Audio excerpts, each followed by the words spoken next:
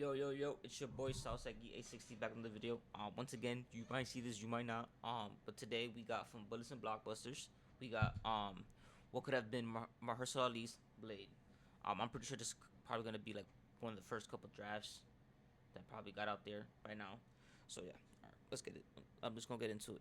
What if Mahershala Ali's Blade had been a gritty, raid-style thriller about the Daywalker trapped in an apartment building, defending its human tenants from hordes of vampires until sunrise? Or what if it had been a sweeping 1920s period piece similar to Sinners, following Blade across decades as he hunted European vampires, with Mia Goth as Lilith, a vampire villain seeking the blood of Blade's daughter? At one point, the reboot even morphed into a female-led drama, where Blade himself was reduced to a supporting role in his own movie. Over the last several years, Blade has cycled through nearly a dozen writers, multiple directors, and countless creative overhauls, as the project has been constantly delayed. To find out what the hell has been going on, let's dive in and take a look at what could have been Mahershala Ali's Blade. Blade saved Marvel. No, it really did. Before Spider-Man swung onto screens, or the X-Men united under Xavier, Marvel was drowning in debt and desperate for a hit. Their film rights were scattered across Hollywood, and the company itself had filed for bankruptcy just a few years earlier. Then came Blade in 1998, a dark, R-rated vampire thriller produced by New Line Cinema and starring Wesley Snipes. Few expected it to work, but it did, spectacularly. The film's success proved that Marvel characters could thrive on the big screen, paving the way for X-Men and Spider-Man. Without Blade, the Marvel superhero boom and the Marvel Cinematic Universe itself might never have happened. A lot of Blade's success can be credited to its writer, David Goyer.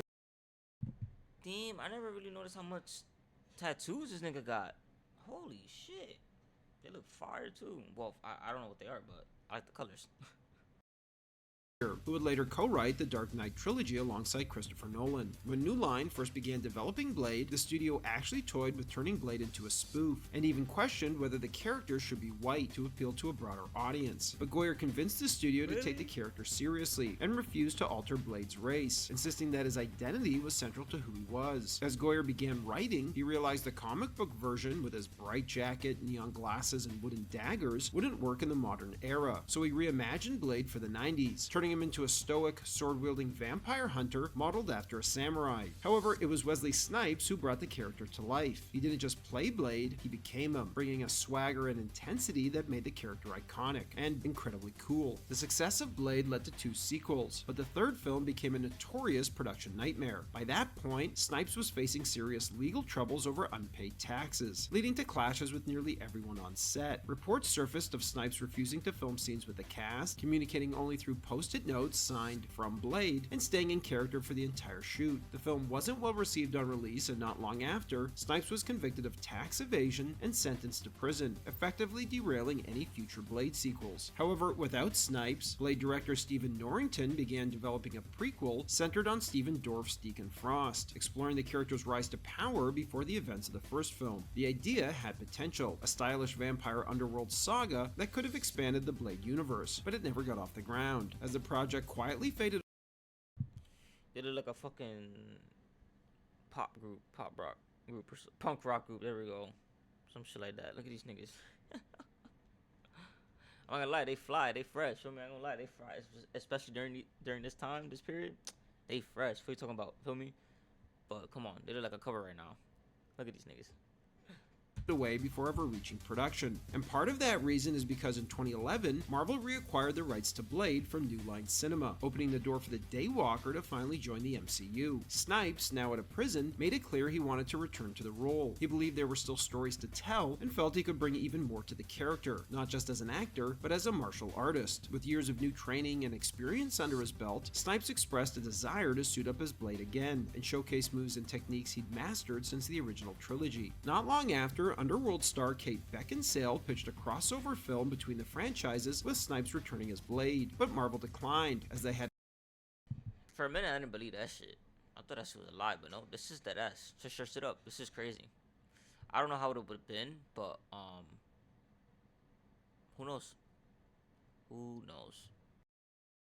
other plans and don't do crossovers with other franchises. When Mahershala Ali appeared in Netflix's Luke Cage, Marvel Television had already been exploring the idea of reviving Blade as another street-level series, similar to Daredevil, Jessica Jones, and Luke Cage itself. Ali, however, had something very different in mind. On the day Luke Cage premiered, he asked his agent what Marvel was doing with Blade, telling him he wanted to take on the role. The interest was mutual, as Marvel wanted to cast him in the show they were developing, but Ali refused, insisting that Blade deserved the feature film treatment, not a small screen revival. Ali had always admired Wesley Snipes' portrayal of the character, not just as a stylish action hero, but as the darker, more mature corner of Marvel's universe. Growing up, people often told him he resembled Snipes, and the idea of one day stepping into the role stuck with him. Ali believed Blade could anchor a major cinematic story within the MCU. His passion and persistence ultimately convinced Marvel to abandon its television plan, Especially with Mahershala. Especially with him.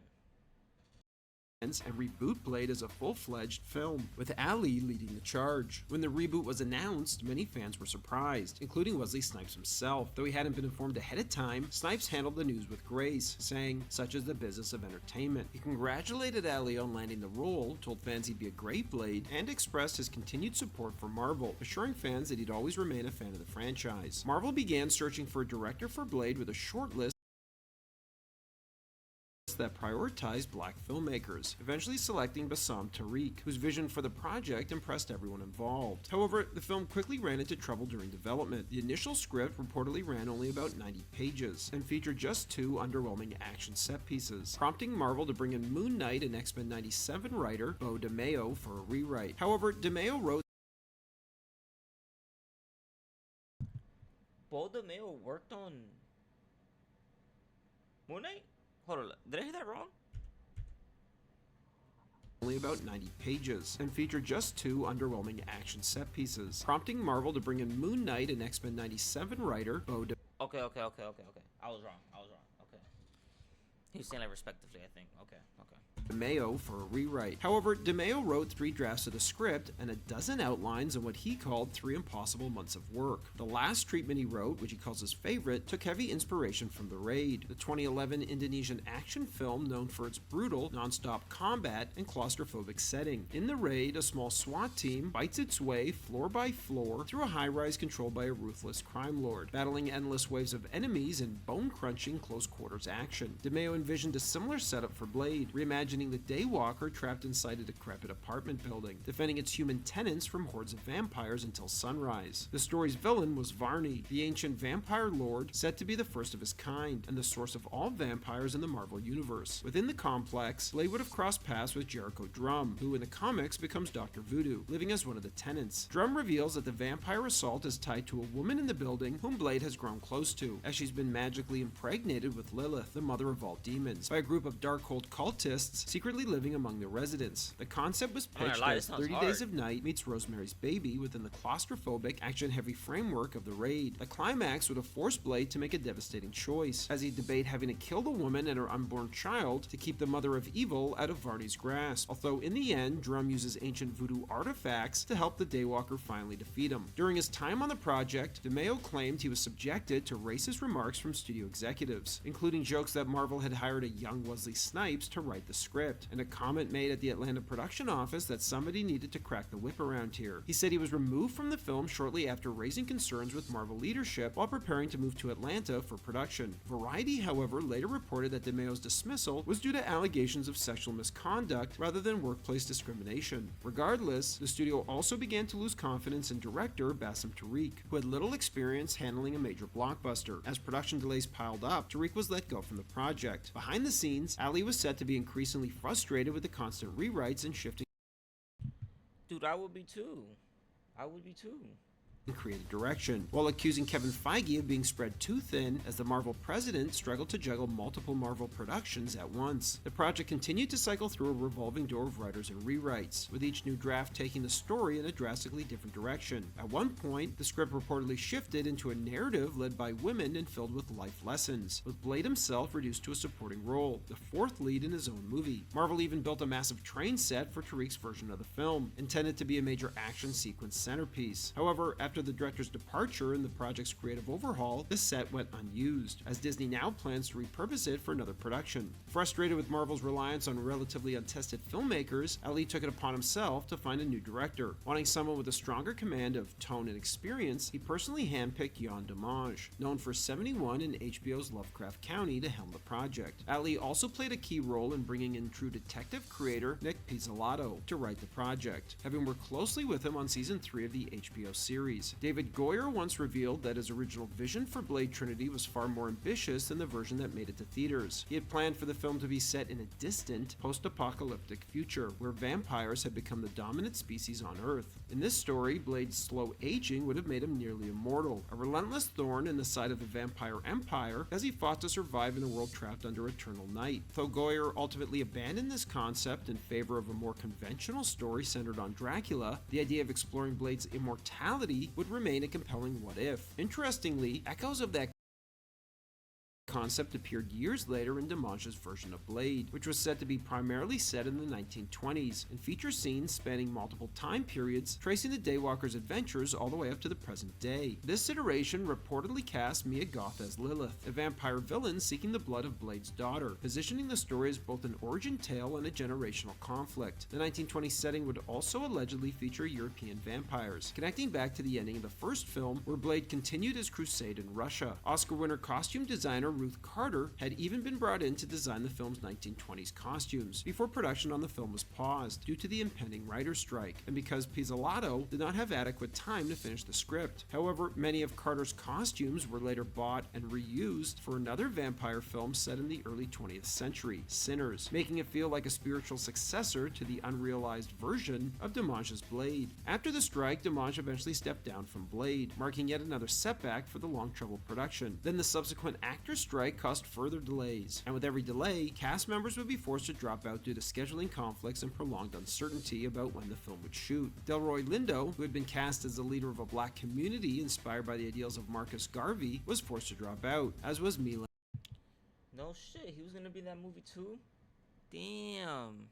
And Ray, who was reportedly attached to play Blade's daughter at one point. Ali's attorney publicly expressed frustration, calling the film's delays the craziest thing to happen in her professional experience. Former writer Beau DeMayo voiced disbelief at the constant setbacks, suggesting Marvel had overcomplicated what should have been a straightforward concept. Take a John Wick movie, give mobsters fangs, swap Keanu for Ali, hand him a sword and not a daughter who makes him fret over swinging the hero's name. Even David Goyer, who wrote the original Blade trilogy, echoed the sentiment, saying he was baffled by how difficult it had been to get such a simple, proven character right. Kevin Feige would finally admit that Blade's endless postponements were a symptom of Marvel's overexpansion, following Disney's push for more content to feed Disney+. Feige acknowledged that for the first time at Marvel, quantity had trumped quality, a mindset that left Blade a casualty of Marvel's so-called too much era, but that Ali had refused to move forward with a subpar script. Ironically, after years of Marvel trying and failing to move on from Wesley Snipes and reboot Blade, Snipes would return as the Daywalker in Deadpool and Wolverine. In a clever wink to the audience, Snipes' Blade somewhat breaks the fourth wall, slyly referencing the reboot's endless delays and reminding everyone that there's only ever been one Blade, and there's only ever going to be one Blade.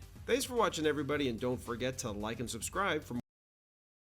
Damn, dude, that shit sound like it would have been so fire. That version, well, most of them sound fire, but that last one, damn.